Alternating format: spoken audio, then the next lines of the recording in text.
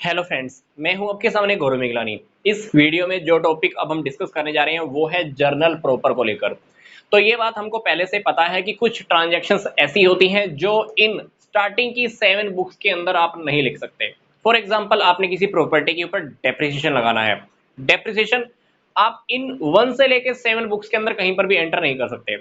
और इसी तरह से मान लीजिए हमने कोई एसेट्स परचेज की है क्रेडिट पर, या कोई एसेट्स हमने सेल की है क्रेडिट पर, तो वो भी आप 1 से लेकर 7 बुक्स में नहीं लिख सकते। उसको आपको क्या करना होगा, जर्नल प्रॉपर में जर्नल एंट्री करनी होगी।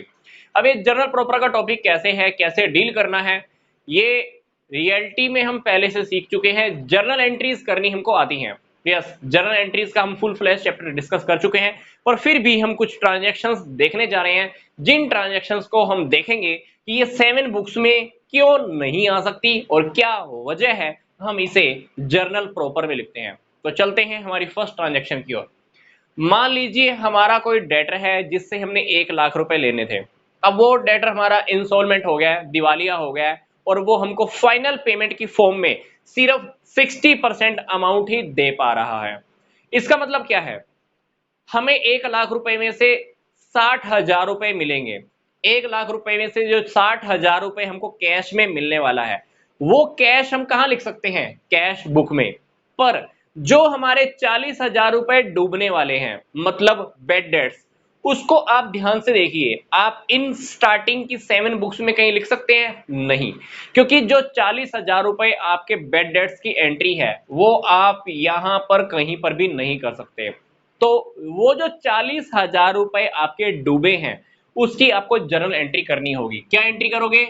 Bed debts account debit 40,000 to A. ध्यान से देखिए, ये हमारी फर्स्ट ट्रांजैक्शन है। हमने 1 लाख रुपए लेने थे, 60,000 रुपए हमारे पास आ गए। और अगर हमने सब्सिडरी बुक्स मेंटेन की हुई हैं, तो अगर हमारे पास 60,000 रुपए कैश में आया है, तो हम कहां लिखेंगे, कैश बुक में। और बाकी का पैसा जो डूब गया, हमें उसे जर्नल प्रॉपर में जर्नल एंट्री करनी होगी। मतलब हमारी जो ये 8वीं बुक है, ये हमारी हेल्प करेगी, क्योंकि जो पैसा डूब चुका है उसको तो आप इन 7 बुक्स में कहीं लिख ही नहीं सकते। तो आपको क्या करना है, उसकी सिंपल सी जर्नल एंट्री करनी है। चलते हैं नेक्स्ट ट्रांजैक्शन की ओर। हमने कोई मशीनरी क्रेडिट में सेल की है किसी पार्टी को, उस पार्टी का नेम है एक्स। कितने में सेल की है? 50,000। अब आप सोच कर देखो, अगर आप गुड्स सेल करते क्रेडिट में, तो हम कहां लिख देते हैं, सेल्स बुक में। अब क्योंकि ये गुड्स का टॉपिक तो है नहीं, टॉपिक कौन सा है, प्रॉपर्टी का। तो हमने कोई प्रॉपर्टी सेल की है, हमने कोई एसेट्स सेल की है, वो भी क्रेडिट में। तो उसको हमें इन 7 बुक्स में कहीं पर भी नहीं लिखना। कहां लिखना है, जर्नल प्रॉपर में जर्नल एंट्री। तो इस सेकंड ट्रांजैक्शन की आप क्या एंट्री करोगे, एक्स डेबिट टू मशीनरी। जो भी अमाउंट है वो अमाउंट मेंशन कर दीजिए, 50,000 50,000।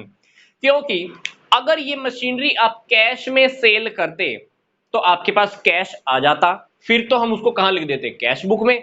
आप ध्यान से देखिए, पहली बात तो ये टॉपिक हमारा प्रॉपर्टी का है, एसेट्स का है। और एसेट्स के मैटर, एसेट्स को सेल करने का मैटर हम सेल्स बुक में लिख नहीं सकते। दूसरी बात, ये प्रॉपर्टी हमने सेल भी क्रेडिट पे की है, तो उधार की है, तो हमें जर्नल एंट्री ही करनी होगी। क्योंकि अगर हम ये प्रॉपर्टी कैश सेल कर देते, तो कैश बुक में ही आ जाता। देखते हैं अब हम नेक्स्ट ट्रांजैक्शन। ओनर ने, बिजनेस के ओनर ने, प्रोपराइटर ने पर्सनल यूज के लिए बिजनेस से 20,000 रुपए कैश निकाल लिया और 40,000 रुपए की गुड्स निकाल ली। अब बिजनेस में से कैश इफेक्ट हुआ है कितना, 20,000। तो अगर कैश इफेक्ट हुआ है, तो हमने पहले से कैश बुक सीख ली है। कैश बुक की कंप्लीट प्लेलिस्ट का लिंक मैंने आपको इसी वीडियो के डिस्क्रिप्शन बॉक्स में दिया हुआ है, तो आप उसमें देखेंगे कि जब भी प्रोप्राइटर ड्राइंग करता है कैश में, हम कहां लिखते हैं, कैश बुक में। अब बात आती है कि उसने ड्राइंग गुड्स में भी की है। ड्राइंग्स उसने गुड्स में भी की है, 40,000 की गुड्स वो घर पे लेके चला गया पर्सनल यूज के लिए। तो हमको क्या करना होगा, इन 7 बुक्स में तो कहीं एंटर कर नहीं सकते। क्या करना होगा, उसकी जर्नल एंट्री करनी होगी। क्या एंट्री करेंगे, drawings account debit to purchases account. 40,000 की उसने ड्राइंग गुड्स में की है, तो कहने का क्या मतलब है, जो ड्राइंग उसने कैश में की है कहां लिखोगे, कैश बुक में। जो ड्राइंग उसने गुड्स में की है उसको आपको कहां लिखना होगा, जर्नल प्रॉपर में। जर्नल एंट्री आपको करनी होगी क्या, drawings account debit to purchases account.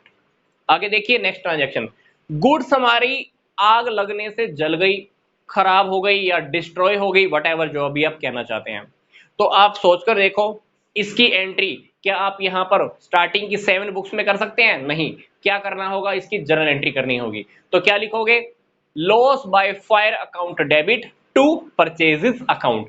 तो डेफिनेटली इस फोर्थ एंट्री को भी आपको जर्नल प्रॉपर के अंदर जर्नल एंट्री की फॉर्म में लिखना होगा, गुड्स डिस्ट्रॉयड बाय फायर या loss by fire account debit to purchases account. इसी तरह से नेक्स्ट एंट्री देखिए, इंश्योरेंस कंपनी ने क्लेम एडमिट कर लिया। इंश्योरेंस कंपनी बोल रही है कि भाई 15,000 रुपए दे दूंगी, क्योंकि मान लो हमने गुड्स का इंश्योरेंस करवाया हुआ था। अब इंश्योरेंस कंपनी बोल रही है कि 15,000 रुपए दे दूंगी। इंश्योरेंस कंपनी ने पैसा दिया नहीं है। अगर इंश्योरेंस कंपनी पैसा दे देती है तो कहां लिख देते, कैश बुक में। अब क्योंकि इस एंट्री का मतलब मैं आपको क्या बता रहा हूं कि इंश्योरेंस कंपनी आपको कह रही है कि भाई 15,000 रुपए दे दूंगी, तो इसको फिफ्थ ट्रांजेक्शन को आपको कहां लिखना होगा, जर्नल प्रॉपर में। जनरल प्रॉपर के अंदर आप एंट्री कर देना, इंश्योरेंस कंपनी के क्लेम को आप एडमिट कर देना, उसकी आप एंट्री कर देना, इंश्योरेंस कंपनी क्लेम या वट जो भी लिखना चाहते हैं उसको डेबिट कर देना, और टू क्या लिख देना, to loss by fire what जो भी आपका अकाउंट है उसको क्रेडिट कर देना। तो डेफिनेटली जो फिफ्थ ट्रांजेक्शन मैं आपको बता रहा हूं इसकी भी आपको जर्नल एंट्री करनी होगी। मैं आपको फिर बोल रहा हूं, अगर इंश्योरेंस कंपनी पैसा दे देती है कैश बुक में, अब क्योंकि यहां पर मैं आपको क्या बता रहा हूं कि इंश्योरेंस कंपनी बोल रही है कि पैसा दे दूंगी, तो आपको क्या करना है, इंश्योरेंस कंपनी को इस ट्रांजैक्शन के अकॉर्डिंग डेटर बनाना है, और लॉस बाय फायर का अकाउंट जो भी है वो आप कम कर देना, क्रेडिट कर देना। आगे है bill receivable endorse to Z. हमारे पास मान लो कोई बिल रिसीवेबल रखा हुआ था, मैंने किसको दे दिया, जेड को दे दिया। अब आप सोच कर देखिए, अगर हमने बिल रिसीवेबल बुक्स मेंटेन की होती तो उसको हम वहां लिख देते। अब क्योंकि बिल रिसीवेबल बुक आपके सिलेबस में नहीं है, आप बिल रिसीवेबल बुक आपके सिलेबस में नहीं है, और मान लीजिए आपके पास बिल रिसीवेबल बुक का डेटा है ही नहीं, तो आप क्या करोगे, आप first second third fourth fifth इस बुक में तो एंट्री कर नहीं सकते बिल रिसीवेबल बुक की, तो क्या करोगे, बिल रिसीवेबल से रिलेटेड भी आपको जर्नल एंट्री करनी होगी। क्या एंट्री करोगे, जेड टू बिल रिसीवेबल, यहां पर जो भी अमाउंट है इसका आप लिख देना।